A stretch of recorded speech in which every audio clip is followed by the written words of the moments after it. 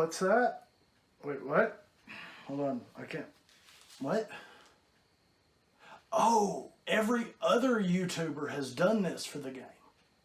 Oh, silly me. And here I thought, wearing a hockey mask and carrying a machete for the Friday the 13th games would be original. Silly me. How stupid.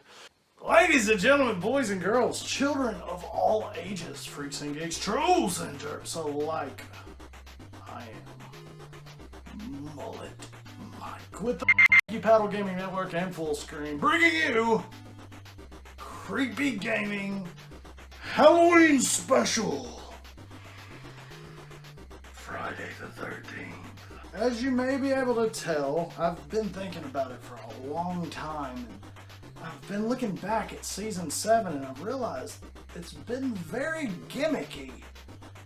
Yeah, gimmicks everywhere. I mean, if you think about it, Resident Evil was a double feature, then we had the 100th episode, and it was just always something. So, just like Season 3 was the season of highly requested episodes, this, my friends, Season 7 will be the season of gimmicks.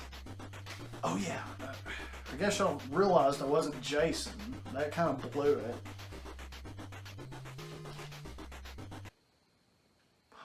Oh. Alright, well, that's fine. We can improvise. We can improvise.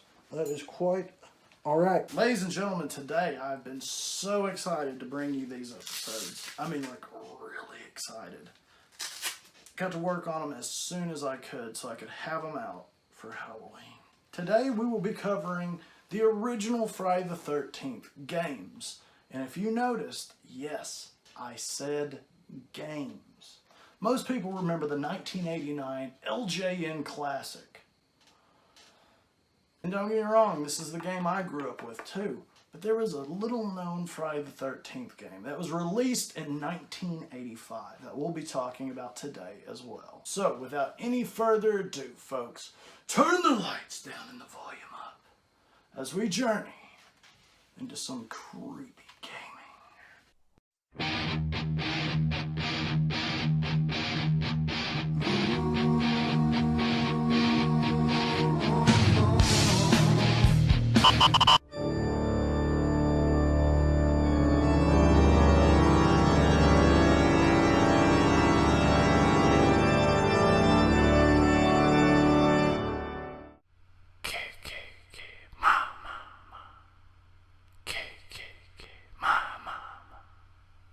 These haunting syllables have echoed in my dreams for years now.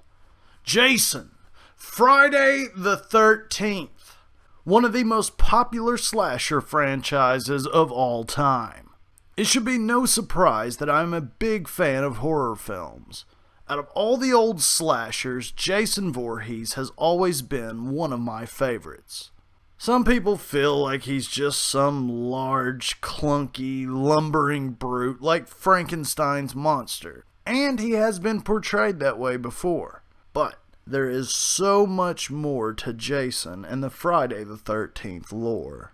Before I go any further, I'm going to spoil these movies horribly, so if you haven't seen the original Friday the 13th films, then why are you watching this?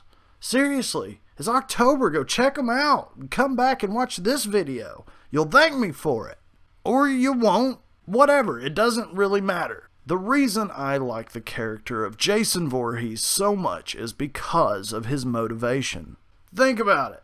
He basically saw his mom get her head cut off. Just saying. Now he is on a killing spree against every camp counselor he can find. Or anyone, for that matter, really. I've tried for years now to somehow incorporate the Friday the 13th NES game into creepy gaming, but felt it just wasn't quite creepy enough. I thought it was very subjective, and maybe it was only creepy to me. But now that there's a new Friday the 13th game, and considering the time of the year, I thought, literally, what better time than now? Some people know, some people don't, But Jason's first video game appearance wasn't in the NES game, but rather the rarely mentioned 1985 title. This was available for the Commodore 64 as well as the ZX Spectrum and the Amstrad. While few people know about this obscure horror title, it does hold a special place in creepy gaming history. Allow me to explain. The game itself is crude, to say the very least. It plays a lot like Halloween or Texas Chainsaw Massacre for the Atari, but the ZX version featured some important aspects. If you're unfamiliar, these old Commodore and Spectrum and Amstrad games, they all required you to enter these codes to play. You could find these codes in the manual, as well as a few hints too. Some games even put hints just right on the back of the box even. As a matter of fact, let's see what the back of this one says. Read this first. Before playing the game, make sure that you 1. Close and lock all doors, windows, and curtains. 2. Turn off all lights and use candle if necessary. 3. Make sure Granny isn't in the room. 4. Set the computer volume at maximum. So they're basically saying turn the lights down and the volume up. Then load and play the game. You will be surprised. Okay, let's try that out real quick. Let's see what happens. So let me turn it up here.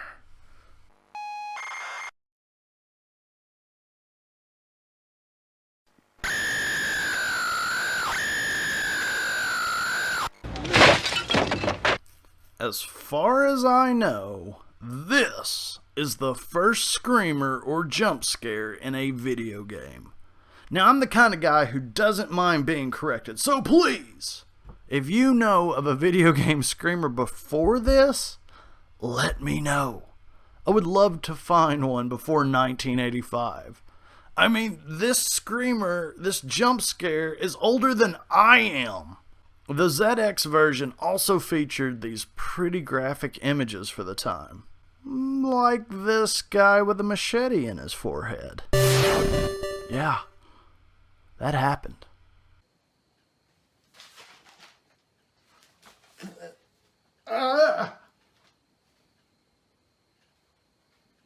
How did I not know about this?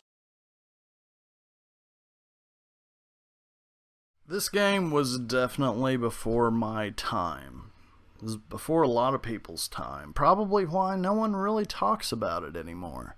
It wasn't until 1989 that we got the Friday the 13th game most players remember. This NES game scared me just as much as the movies did. I remember playing this as a kid. Get this, the preschool I went to had an NES. I guess it was someone's old out-of-date console that they must have donated or something. Do you know what games were available at this daycare that will remain nameless? The first Super Mario Brothers and Friday the 13th. At a daycare! I swear I couldn't have been 5 years old. I remember the cool kids, or at least the coolest you could be at that age anyway, sneaking around the game. Almost like if an adult knew that we had this, that they would take it away immediately. Oh, but look how colorful it is. The mentality of the time was, hey, it's just a Nintendo game. Some stupid kid's toy. If only they knew what they did to our fragile young minds. Ruined childhood? More like my childhood barely got started. I have to make an official creepy gaming redaction. I've praised the Resident Evil series in the past for being groundbreaking and being one of the first of its kind. We praise Clock Tower and Alone in the Dark for the same reasons. But, wait a minute. It just hit me. I must have somehow blocked it or repressed it from my childhood, but There were horror games a long time ago.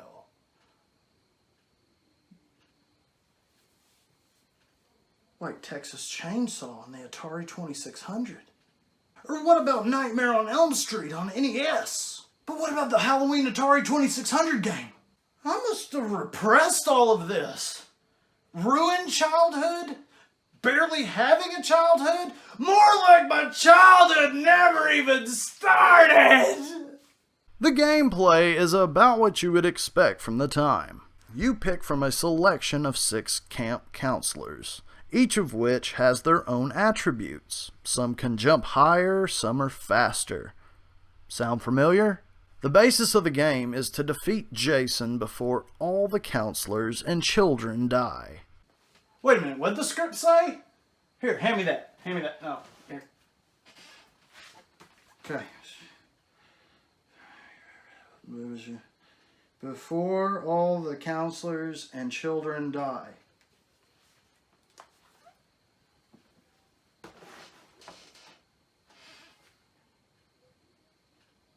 Children die! In an NES game! Since when did Jason start killing kids? Counselors, yeah, that's one thing, but kids? I don't even think he killed kids in the movies. Sure, there was young Tommy Jarvis, and then in part 5, Jason was going to kill that one kid, but he escaped, and that was Roy anyways. That's not the point. That's not the point. Children die in this Nintendo game. What a great game to play as a kid in daycare! If you look at the game's map, you'll notice the 3 cabins by the lake. Go there if you want to see the children. They're creepy in their own right. Look at these faceless little freaks. The music doesn't help either. All kidding aside, the game's music is disturbing, but great. It sets the mood and tone very well, and for some reason has always stuck with me over the years. While exploring Camp Crystal Lake, you must gather items and fight zombies. Yep, zombies. Even back then, you must also battle crows, bats, and wolves. The scariest aspect of the game, though, is obviously Jason Voorhees. He seemingly shows up out of nowhere. It's especially creepy when you're just wandering around a dark cabin and then all of a sudden, BAM! It doesn't help that we get this weird music cue either. This used to terrify me as a kid. Okay, fine, it still does. Tension slowly builds. You know you're gonna hear that music any minute. And when you do, your heart feels like it will beat out of your own chest. While many players think Jason just randomly appears, he actually has more of a pattern than most people think. Fire. Find the flame. The torch is your best friend in this NES classic. It deals the most damage against Jason. In this title, you must defeat him a total of 3 times. I remember when I was younger, I finally beat him, only to find that he'd return again like the great slasher villain he is. There's some pretty cool references and Easter eggs in this game, but one creepy Easter egg, especially considering it was 1989, was Pamela Voorhees. If you know where to look in the woods, you will actually find Jason's mother's decapitated head. Not just that, but it somehow manages to magically fly around and attack you. I don't remember that in the movies. Once defeating her, you will get her infamous sweater. Some may argue and say this doesn't classify as an Easter egg, but the truth is you don't need the sweater to beat the game. So to me anyway, it just seemed like a nice creepy bonus if you happen to stumble across it. Discovering this as a child for the first time was terrifying. Even looking at it now, it's horrifying. I mean, how many NES games do you know of that featured someone else's mother's severed head? Think about it. Think about that. That's a pretty valid question when you stop and think about it. Overall, the game is sadly just okay.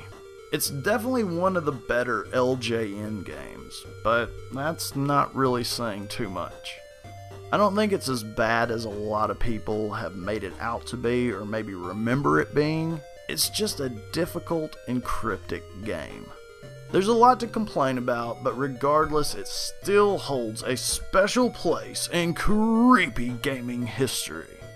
Since we're having a double feature horror show for Halloween, join me in part 2 when we will be discussing 2017's Friday the 13th from Gun Media and Illphonics. I think that's going to do it for me today, folks. I want to thank you all so much for watching. I am Mullet Mike with the pedal and full screen saying, stay creepy. Thanks for watching. Peace.